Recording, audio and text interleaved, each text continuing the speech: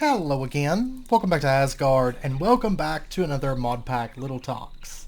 I decided to go ahead and do this because I've been just putting tons of time into Tales, trying to get it finished up for my goal of having it, kind of in an alpha test by the end of the year is my goal. So I've been putting a lot of time on here, has cut into my video time, but I can't help it. I really want to get this done. It's been such a long, going process of doing this pack, but it's been fun. But I'm more excited about getting it done and being able to actually get to play it instead of just like little test phases that I get to play it in. But anyways, we're over here in one of my Erebus bases. One of a few of my Erebus bases. I wanted to pop you guys in here kind of as a hint to what we're going to be kicking off with for tutorials, because I want to do a fair few tutorials related to mods that are in Tales to explain certain mechanics and things in depth that I think are often overlooked, because I've tried to include a lot of overlooked mechanics within Tales and just making things different and using basically there's a lot of mods in Tales, and I tried not to have anything in mods that I wasn't using. I mean, a bit of forestry is gutted, of course, because I don't want a lot of the tech aspects of forestry. Some of them are still there, but a lot of them are gutted out. But things like the Erebus and stuff, I want to use mechanics from those that aren't often used, as well as add my own new mechanics, which is kind of what you see over here. But I wanted to pop you guys in, give you guys some updates, and I mean, it's been a couple weeks since our last Little Talks, and because it is cutting into my normal video time, I figure I should at least give you guys some Tales work footage and just some little hints or some little spoilers and things here and there of things to expect. So if we pop down, this is actually my honeypot ant area, which actually I had this open before, but something got in and killed them because I left it chunk loaded, and because I didn't have them defended, something got in here and killed them. So I had to get new ones the other day. But this is one of the mechanics within Erebus, which I think I've never seen used in packs, and I always hate that it's not used. The animal taming and farming and all that stuff, it's a lot of fun, but it's never present, in packs, and I hate that. So, of course, within Erebus, Erebus is kind of technically the second real dimension that you go to after the Between Lands.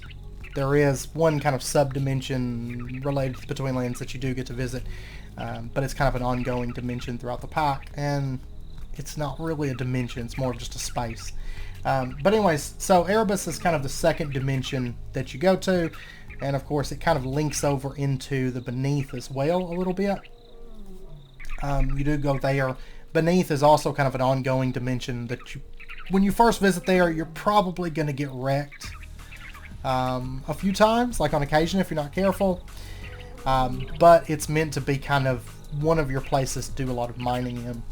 I'll show you in here. This is the Erebus tab, which I think is all pretty much done at this point. But you have a few different directions you can go.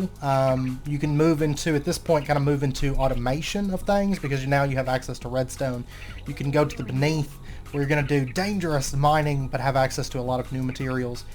You can do the Erebus farming, which of course then leads into forestry. You have to get into Erebus bees, and really, technically, I mean, you could just kill a whole lot of bees and honeypot ants, but I've made it so if you do that, if you just kill and don't tame, it's going to be very, very painful getting enough honey to actually start into forestry, not to mention you will need Erebus honey related items from the tamed animals. Once again, you can kill them, but it's not really suggested to do that. You also start getting access to potions, which is pretty fun, because you start out making smoothies. That's your first type of potion making within Tales. And this is also when you get to unlock Electroblobs, like fully get to unlock starting the Electroblobs. You also get to start into Thaumcraft, and yeah, you get to do a little bit of blood magic and Nature's Aura and stuff. This is kind of when Nature's Aura starts winding down, and then finishes off once you hit the overworld. But forestry is very much implemented within the pack, and you will have to do bee breeding and tree breeding, as well as some other things forestry related, as well as lots of liqueur crafting and things. Right next to when you start Thaumcraft, when you unlock Thaumcraft, there is a quest. You have to pay a few materials, but you can go straight for 100% research from the Thaumonomicon right out the gate, and it requires nothing. I mean, it just requires some mob drops to get that. Because I did not, if you don't want to do research, and honestly it's kind of suggested that you don't because I've changed the way a lot of things work, but if you don't want to do research, you don't have to at all, ever. Not a single bit of it. But over here, of course, back to my honeypot ants, I've got all these tamed, and so of course what I can do is just take sugar and feed them, and you'll notice that their rear quarters get a bit bigger. You can feed them up to 8 sugar, and then what's going to happen is they're going to start producing honey for us. And if we grab ourselves a nectar collector right now, we can just right click and turn that sugar into nectar with our honeypot ants. And of course bees are a lot of fun too. We'll be covering those on the Erebus tutorial series, but of course with those you have to grow giant flowers and let them pollinate and stuff, which is always a bit of fun. These aren't growing, I just realized, because they're obstructed. That's fine, I don't care. I did notice I have to... Oh, it's actually letting me place these. Yeah. That's strange, because I have more Radiant Resonators elsewhere, but maybe because it's not chunk loaded or something. I don't know what creature's out there. I've got to adjust the Erebus spawns. That's one thing I've been working on, is going through dimensions and fine-tuning spawns, as well as stats and stuff, which are a bit of a mess right now. So you may see some really high HP. There's still some tweaking to do on that end, but yeah, and then you could take your honey, your nectar, you can process it down into honey drips, then run your honey drips through the liquefiers to get yourself a bit of honey. And then you can use that honey to craft into forestry. And let's see. And I'm using mimic blocks right here. Botany platforms really work better, but I just put mimic blocks in because that's what I did. And you do have access to the Essentia smelter at this point, but you don't have access to actually using that Essentia to craft anything besides stuff that I have you crafting. So over here we've got bee houses. You will be doing a bit with those, moving into your tree breeding and stuff once you hit the Erebus. Over here I have my stag beetle. This one's tamed. I can actually get him through the barrier stone. Like, I can run him through it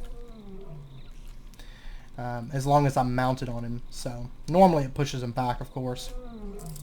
So I've got stag beetles. Then over here you're going to notice I've got tarantulas, and I've got peat mummies, my gold farm, and my Silk Road spiders.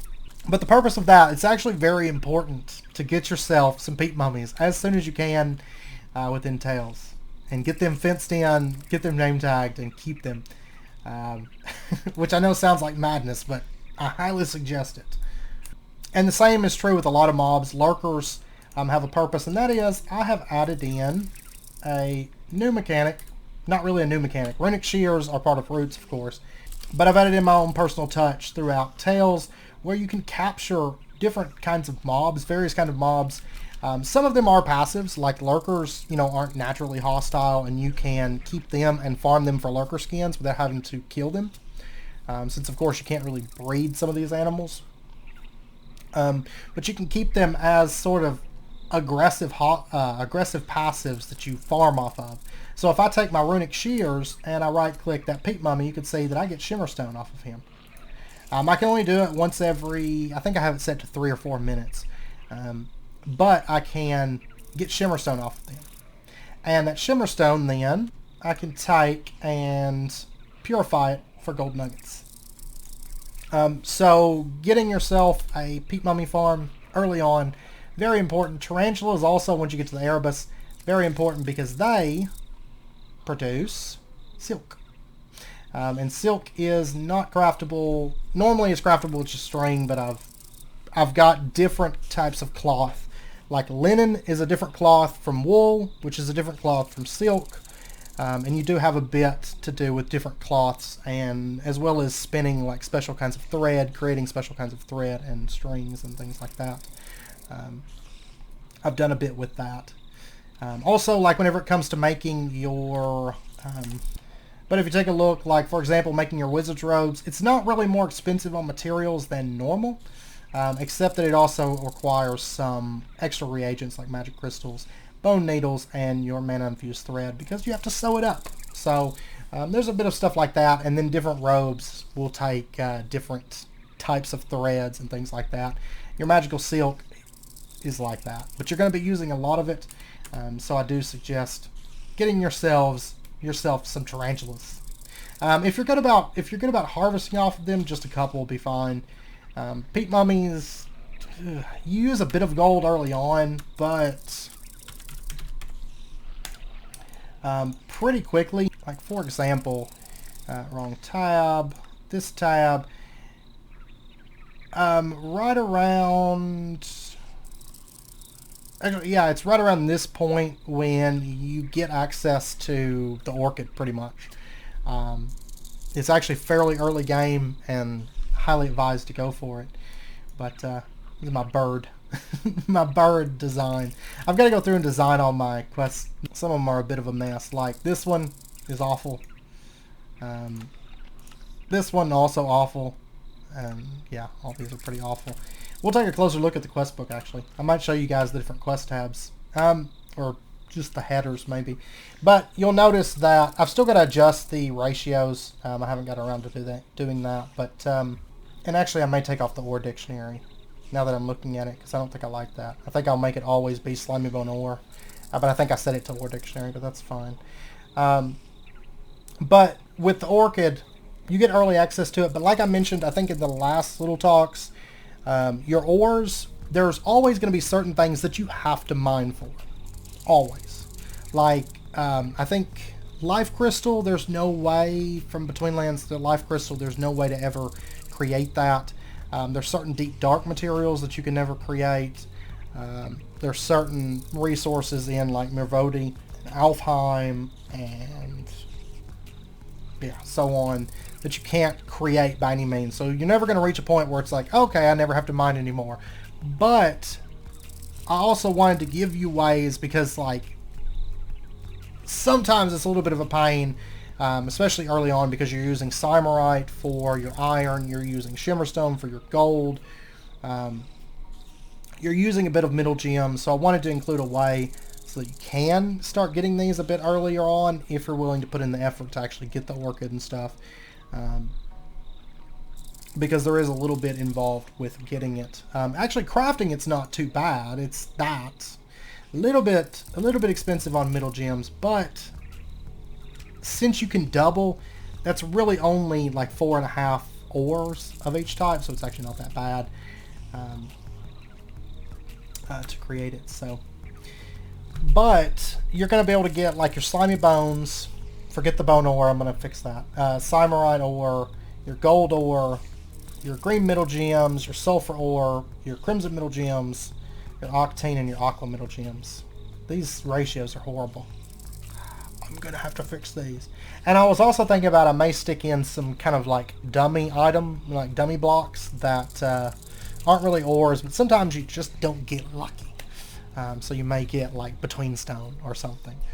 But I've got to go through and adjust that for sure, but that's fine. I totally didn't even think about it. I think I just left it as like default ratios. So everything has like the same weight right now whenever I first set it up. So it's been a bit back, but yeah, that's basically all you're going to be able to get from the orchid. The orchid ignum is going to have a few other things. There's also going to be falling tower that you get access to pretty early on in the pack, which has specific resources in different tiers. you know, with different resources for each tier, but it's not going to be all-encompassing. You're not going to be able to get like middle gems and stuff from the Falling Tower. That's like the Nature's Aura, Aura creation, and the like the excess Aura creation, and the Astral Sorcery, and so on. You're not going to be able to get all-encompassing auras from one location. You're going to have, you know, you're going to have to be running Falling Tower, Nature's Aura, Orchids, and so on and so forth. You're going to have to be running all these different things if you want automatic resources. And then, of course, later on, eventually you'll have enough that you can get into mystical agriculture. But it's expensive, and it's on a per-seed basis. There is no farming Inferium within Tales. It's not like a compress Inferium to get up to the upper tiers. It's more just based on a per material basis, and there's not really even a tier system at all within mystical agriculture. So, like, technically Valenite I think is classified as a tier 5. I've got to see if I can just cut away those tiers. I know I can change what tier things are, but tiers aren't really even a thing within Tales. Like, I've just totally revamped mystical, because I hate the way mystical agriculture normally works. So I've totally changed that and tossed everything out the door with that. But I think technically Valenite's like a tier 5, but you could technically, if you're a crazy person, you could go out and mine in the Between Lands and get it fairly early on. I mean, you don't have access to making it in the Between Lands, but like basically right after the Erebus, you get access to it, more or less. Depending, I guess, on which path, which direction you decide to take. But, and then the stag beetles, you can farm these, and you can get exoskeleton plates. All the beetles you can get exoskeleton plates off of, except for rhinoceros beetles, because they drop rhinoceros beetle plates.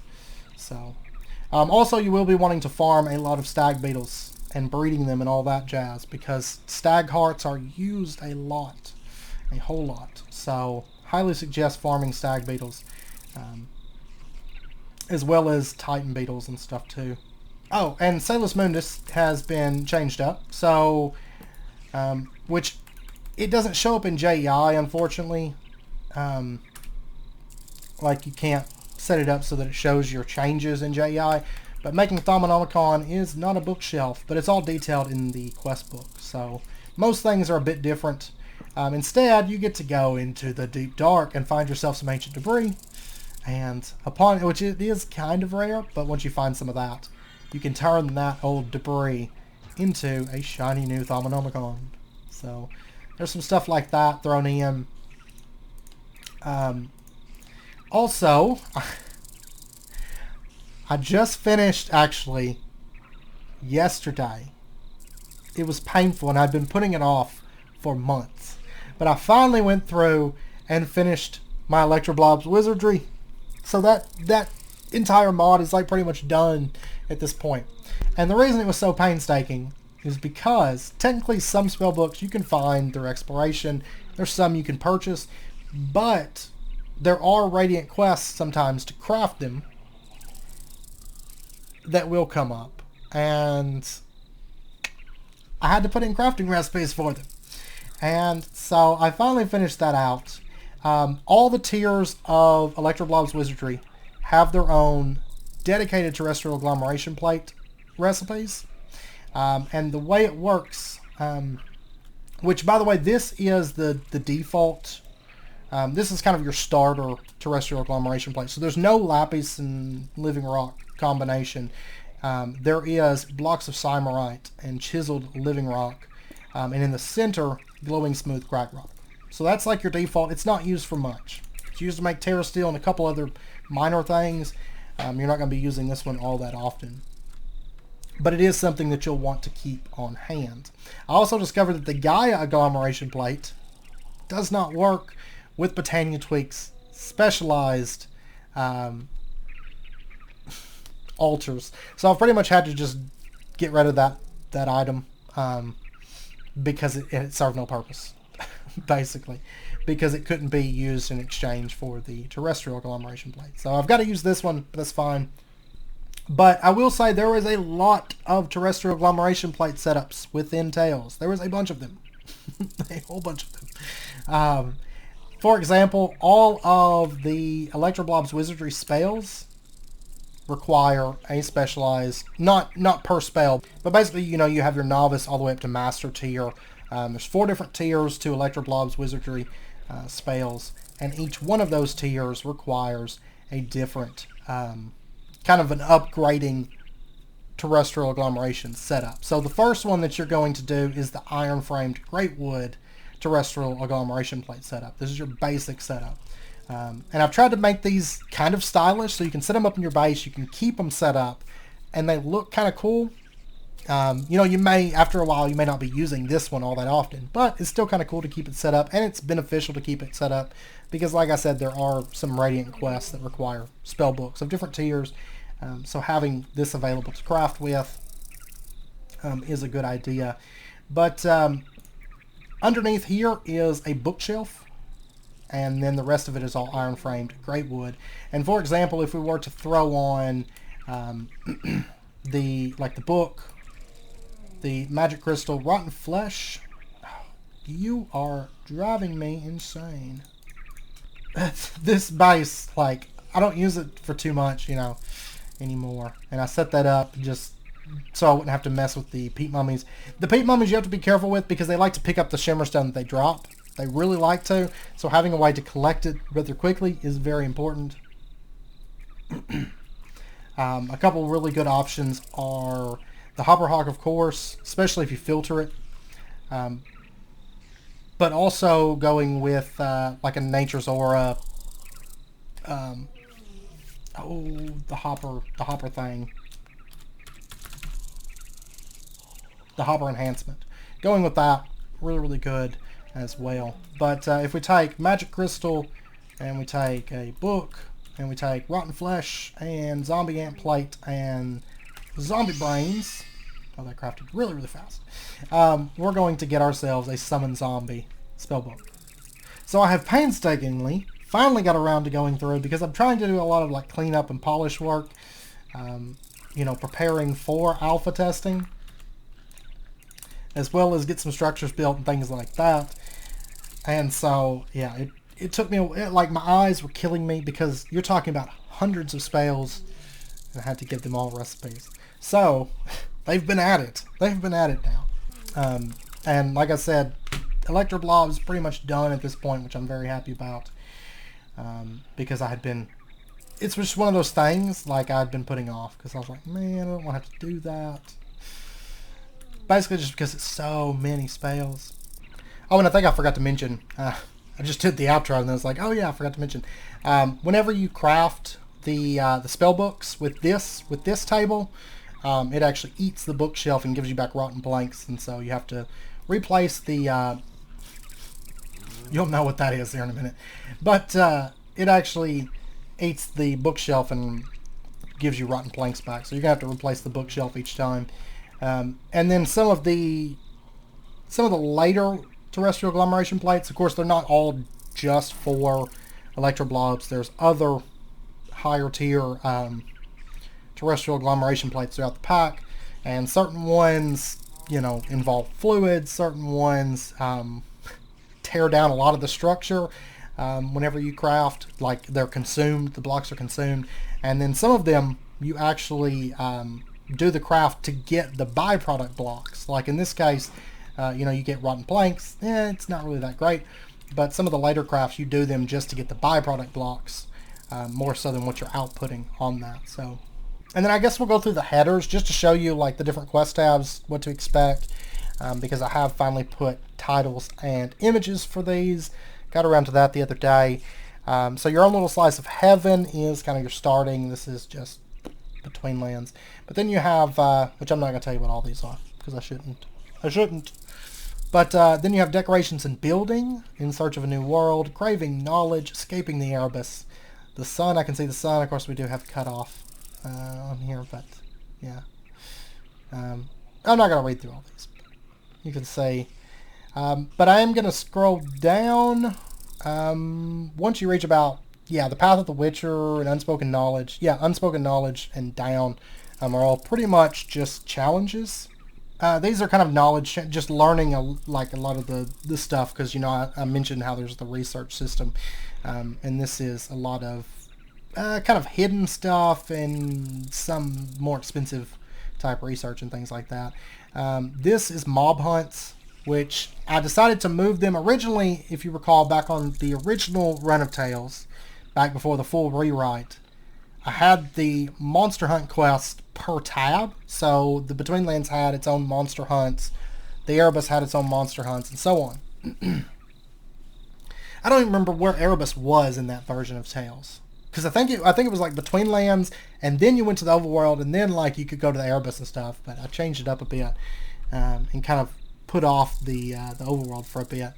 But so I did move these over because I just had a lot of people saying like, "Oh, you got to kill 500 of this monster." I guess not realizing that it was like a long-term challenge and not like chapter 1, do this before you move on kind of a thing. So I did move all the mob hunts into just one tab. It's a massive tab with a lot of quests. A painful amount of quests. And I actually hated working on a lot of these challenge tabs because there's just a ton of stuff in these, actually. These are farming related challenges. Not farming completion, but farming challenges, so getting lots of things. These are other challenges. Some of them are quite involved. This is kind of your in-game crafting tab, like if you want to go for the high-end late-game super stuff, that's where you're going to do that. This is actually more just like a boss checklist, so this is going to be something that's unlocking periodically as you progress through the pack. I'm probably going to keep it in. Originally it was for me, for reference. As I was going through what all bosses, I would add bosses whenever I had an idea for them, and in the description, instead of putting a quest description, I would put a description of the boss idea that I had. But now, since they've kind of got places within the other tabs, it's kind of like, but I'll probably leave it here so you kind of have like a reference point for the bosses within Tales, because there is a lot of them.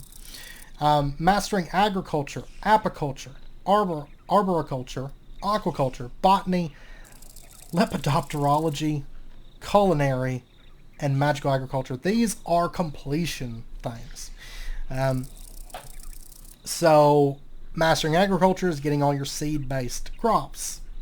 Apiculture is getting all your bees. Arboriculture is getting all the saplings in the game, which takes a while because you do have forestry and you have tree breeding. Once again, it is required, but not everything is required from bees and from seeds. Kind of. They're actually kind of required, but it involves getting 10-10-10s and stuff like that.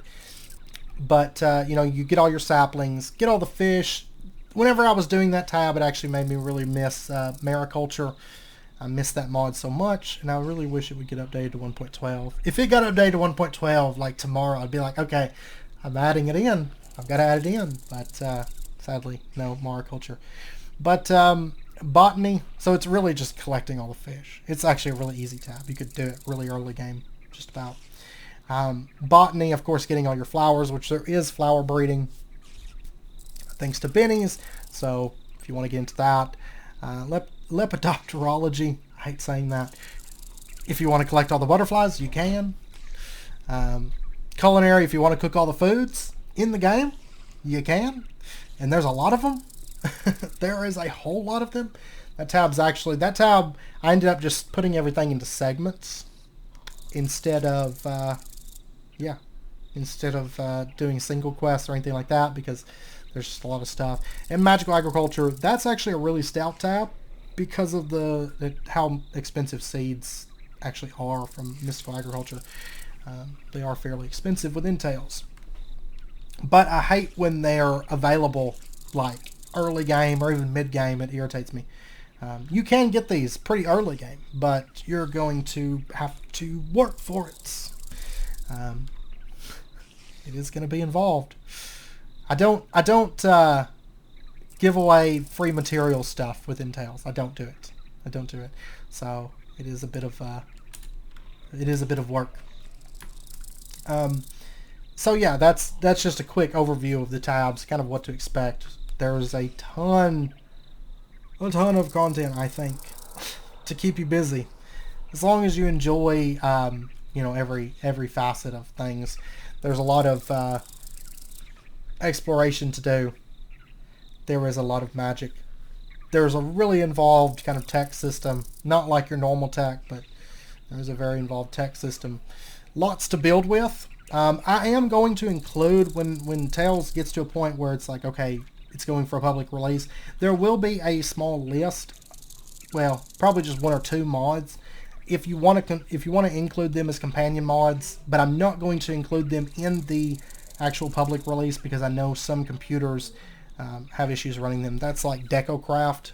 You know, I'll probably run it whenever I play it, but I'm going to not include it within the public pack because otherwise I know some people's computers don't handle DecoCraft very well.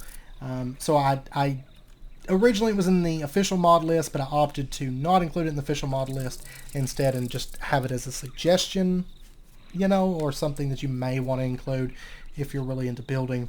I love DecoCraft, but I will say that building bases, like in a couple of my test games, I've built, I mean, I haven't spent a lot of time building, but I have built little structures like this in every dimension. These little throw-up structures. I've built them in pretty much every dimension because you find yourself returning to every dimension and having a safe space in every dimension. Very, very important, I think, because all dimensions are fairly dangerous and not very friendly places. So having little safe places and places where you may set up mining bases and things like that is really, really handy to do. Also, let's see. Oh, I guess I could show you some reward examples. Just kind of as a couple examples what to expect as far as rewards, because rewards tend to kind of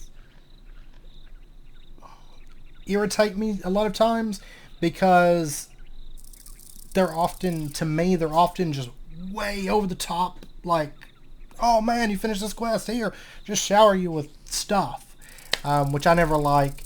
And then I hate loot bags. I cannot stand loot bags, so there's no loot bag systems within Tales.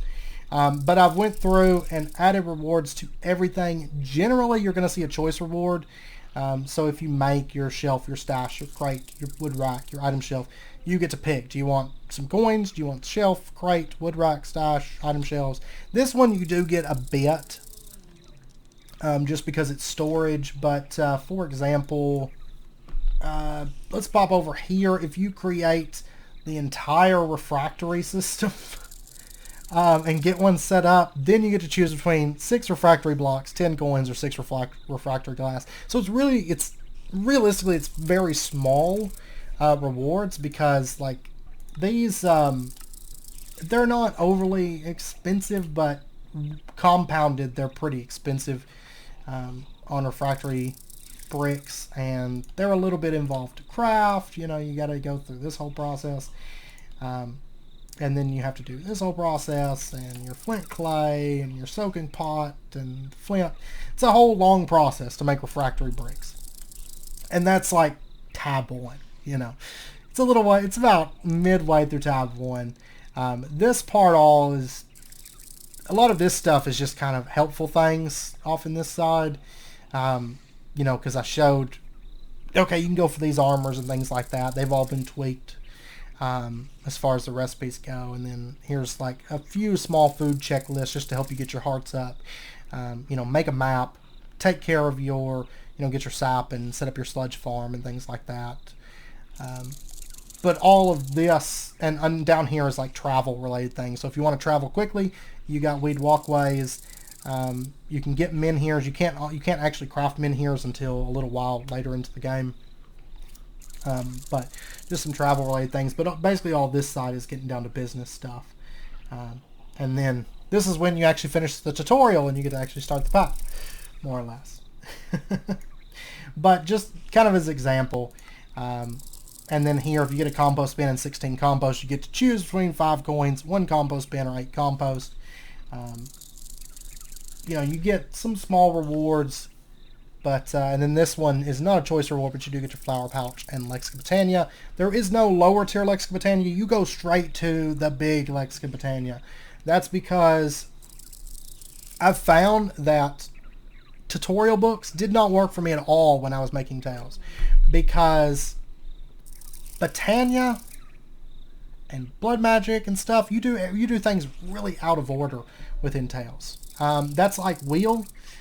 You get up to a tier 2 blood altar and you're getting a wheel farm going because it doesn't work like it normally does.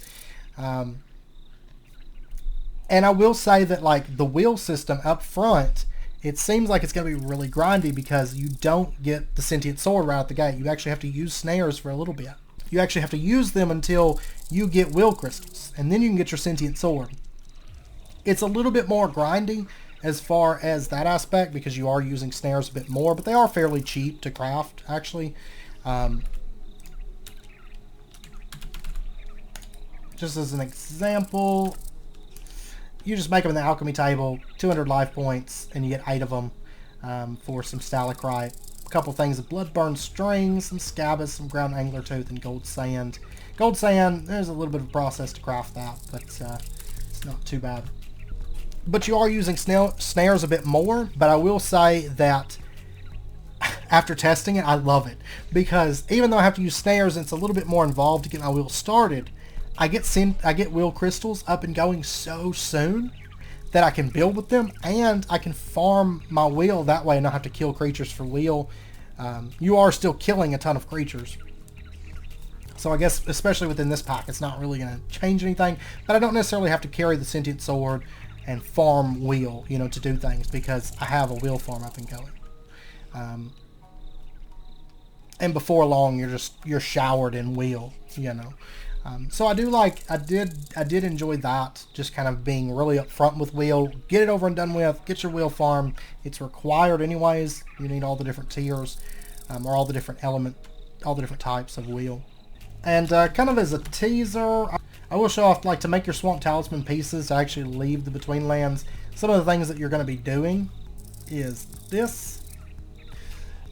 Which I know you see Gaia Spirit and like, man, that's like in-game Botania, but no.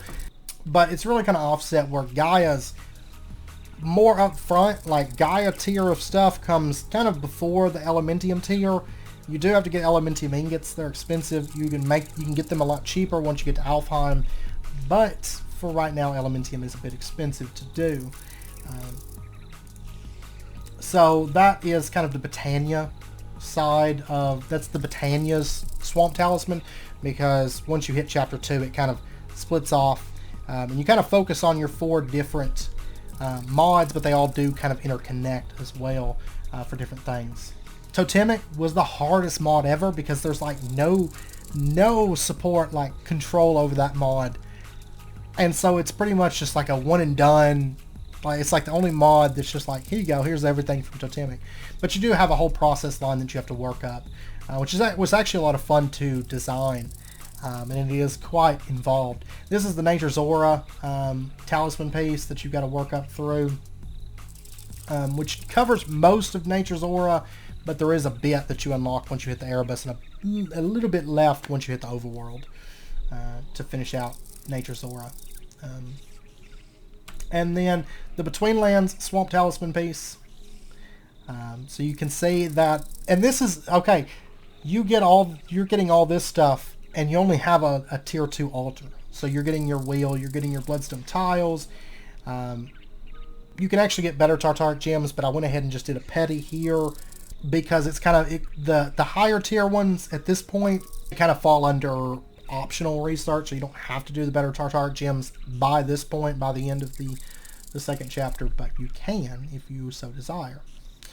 A lot of the research, long term it's required, but short term you don't necessarily have to do it.